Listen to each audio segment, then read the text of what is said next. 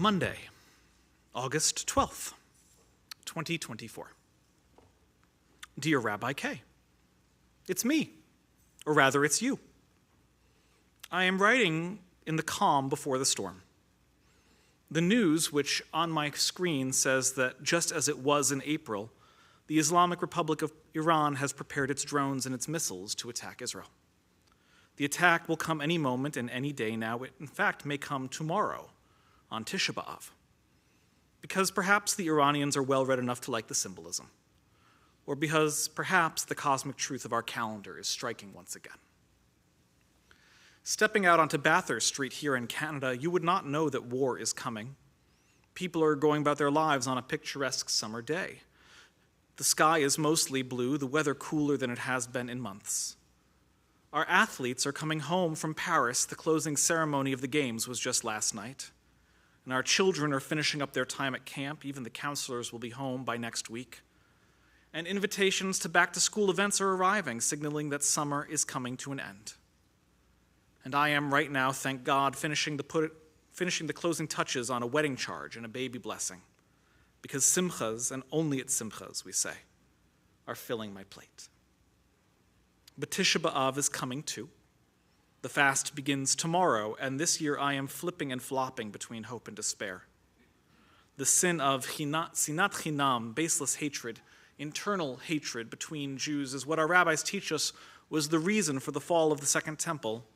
And I look at the news, and directly below the picture of Iranian missiles, I see that Netanyahu and Gallant are at each other's throats, each one saying that the other one can't lead in this, the 10th month of a war we never wanted. And in the States, just a week ago, a Jewish politician whose Zionism was being publicly, painfully dissected did not become the vice presidential pick for the Democrats, a celebrated victory for the vocal anti-Israel camp and its Jewish minority voice. And of course, in Israel, there is the most painful and great and growing divide between those who have a loved one held still in Gaza and those who would leave them behind. And so this Tisha B'Av I am mourning because it seems we have learned nothing in 2,000 years. But simultaneously, I'm thinking about the last 10 months and the sense of achdut, of unity I have experienced amongst our Jewish community here in Toronto. At the rallies and the marches, that historic walk on Bathurst Street definitely, but also in the solemn eye contact that people make with me every single day, the minute they see my kippah. The Haredi schoolgirls at the mall who giggled and wanted to chat with me in Hebrew, the secular Israelis who greeted me with a Shabbat Shalom last Friday outside the mechanic, the mother that offered a gentle smile as I held open a cooler on the kosher aisle, and the man that just nodded at me hard on the street as we passed each other on St. Clair. And the people who have stepped into my shul for the first time in years and stayed. And so I'm also laughing because maybe we have learned something after all. Things are bad out there, but we seem to be having our own ingathering of the exiles here in the diaspora all over again. In the calm before the war, I am thinking about Iran attacking us on Tisha B'Av.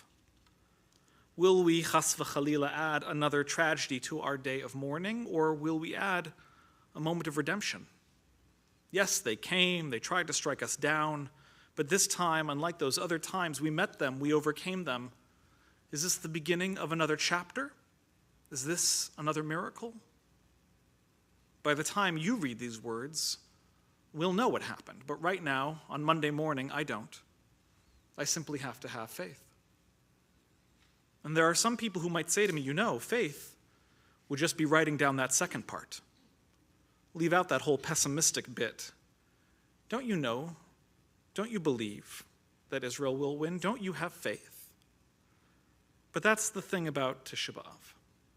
Judaism teaches us that warnings exist to be heeded, and that having faith is accepting all of what our tradition teaches, the discomfort and the rebuke, not just the good bits, the blessings, and the parts we like. And so I have to pray this year that our virtue, our achdut, our love for each other, our love for our home, our love for Torah, for God, for Zion, I have to pray that all of it outweighs the strife that exists between us, and that we merit the gift that God gave us. Have faith and pray. Clouds have rolled in. It might rain. So much for that picturesque summer day.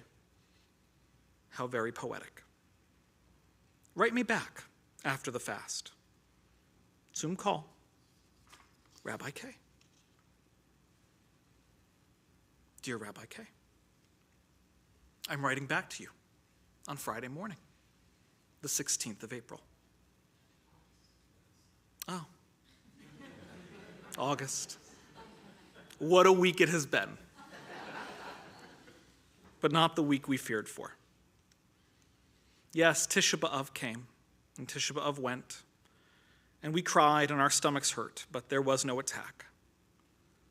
And the Arab press is currently having a field day mocking Iran and Hezbollah for their loud rhetoric and their lack of action. But what can we say here in the Jewish world except for, thank God? Whether it was the divine Sukkot Shlomecha, the sukkah of peace, or the canny winds of diplomacy, or the threat of deterrence, or a psychological game that backfired, all of the above, any day when Iranian rockets and suicide drones don't fly into Israel from her neighbors is a day to be grateful for.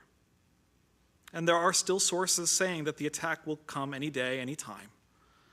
And simultaneously, President Biden claims that if a hostage deal is reached in Doha this weekend, it will not. And the Prime Minister of Qatar is pushing the Iranian regime towards caution. And yet, just today, I saw an article that the Tel Aviv Museum of Art has moved their most priceless pieces into a vaulted shelter. Should the talks cease and Iranian rockets fall, the Picassos and the Klimts will be safe. Art, of course, can be put into a vault just for that purpose, but not so with people. Negotiating for the return of at least 33 living hostages brings that message home a little too clearly, as did receiving an email from Pardes, the yeshiva that we studied at, that they have prepared the bomb shelter and briefed the students. That too brings the message home all too clearly. Our people are neither in a safe, nor are they guaranteed to be safe.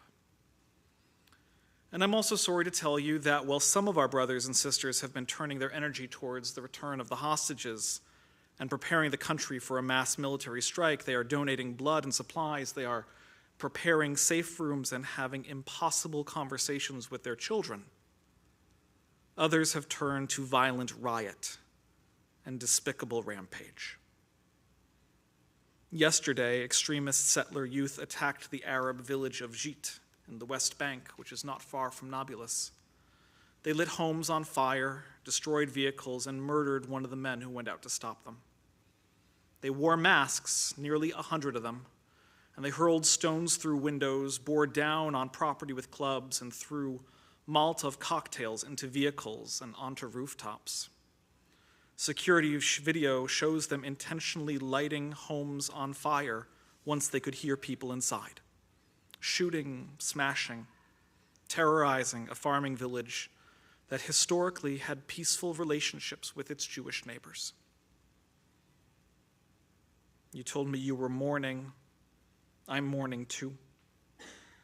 There's no other words for this than terrorism, than evil, than Chilul Hashem, the complete desecration of God's name. Even the head of the Samaria Regional Council, the self-governing organization that serves as the de facto representative of settlers in the West Bank, was taken aback. He said, "We know that this is a fringe violent group, and I despise them. Residents of Samaria, we despise them. These are just bored people. They have no connection to our young people." But that's not entirely true.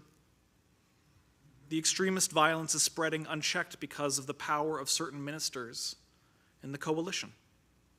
Smotrich and Ben-Gvir represent both groups of people, were voted into office by these exact groups of people, and their disproportionate influence is empowering these offenses, limiting the response of police and IDF forces to quell this exact kind of injustice. There is a sin in the West Bank. And to end this sin, those men cannot be allowed to rule. I'm sure you remember that when Daniel Hartman was here in the winter of 2023, shortly after this coalition was voted into office, he predicted that this exact sort of awful thing would happen. He said, quote, "It will be bad for the Jews to have these people in power. It will be worse for the Arab Israelis." I don't often say this, but it's really awful that the rabbi was right. Ugh. Oy. And now we have a paradox, a classic science fiction conundrum. A letter can be sent forward in time, but the same cannot be said of its opposite. A letter from Monday can arrive on Friday, but a response written on Friday can never reach the previous Monday. I have written something that you will never read, the me of Monday. So who is meant to receive this? I think you know when you are writing this letter to me that you're not writing it to me alone. We live in a world of faith and prayer, and we are well accustomed to offering up our innermost thoughts and our hopes, our belief, our understandings, in the hope that they will find the way to the place that they belong. And so we have done just that. You placed your thoughts and yearnings onto paper for peace and protection and sent it blindly forward in time to me, to this kahal, and to God. And so we receive what you've sent, a letter, but really a prayer. And in it we find strength. And what is that strength? We had faith amidst our fear that Israel would still be there on Friday night when we lit those candles, that she would not be struck by a great war. And no, things are not perfect. There are problems without, there are problems within. But that prayer, at least, was answered. There is so much to do, but she is still standing. And Tisha B'Av has come, and Tisha B'Av has gone, and our dream of 2,000 years did not end. And that is worthy of thanksgiving, and it is worthy of praise. Praised are you, Adonai, our God, the ruler of the universe. You spread out your shelter of peace over us, over your people Israel. You spread it out over Jerusalem. It is a new week now, and I will not write you, me, a letter that I, you, me, will never get. But I will write another prayer. Please, God, may this be the week that we bring our people home. Give them courage in captivity. Give wisdom to our leaders. Give strength to our negotiators. And give mercy to the heartless. Blessed are you, Matir Asurim, the one who brings freedom to the captive. And together we say, Amen. Shabbat Shalom.